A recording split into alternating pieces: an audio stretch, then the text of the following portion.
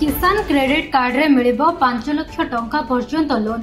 प्रायतः अनेक चाषी मनरे ही प्रश्न थाए जे किसान क्रेडिट कार्ड माध्यम रे निया जाइथिबा ऋण उपरे केते सुधार देबाक पड़िबो। जदि आपण मध्ये ए विषय रे जानिबाकू चाहउछन्ती तेबे आज आमे आपनकू से विषय रे कहबाकू जाउछु।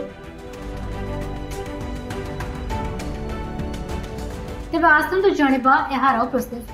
तेबे केंद्र अर्थ मंत्री निर्मला सीतारमण 2025-26 आर्थिक वर्ष पर बजेट उपस्थापना करने समय चाषी एक बड़ घोषणा करिसेंती।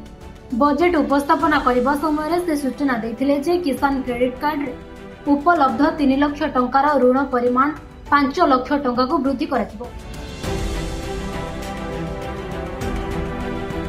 कृषक मानकु सस्ता सुधार रे ऋण प्रदान करबा पई भारत सरकार को द्वारा किसान क्रेडिट कार्ड योजना आरंभ कर जायछि। एही योजना अधीन रे चाषी माने सस्ता सुधार रे ऋण पाई परिबे, जाबळे बिहन सार कीटनाशक कृषि उपकरण एवं अन्यान्य आवश्यक जिनिस किनि परिबे। एहा सेमानक कृषि उत्पादन वृद्धि करिबारे सहाय्य करिबो। एपर्यंत किसान क्रेडिट कार्ड रे हिताधिकारी को 7% सुधार रे 3 लाख टंकार ऋण दिया जाउतला।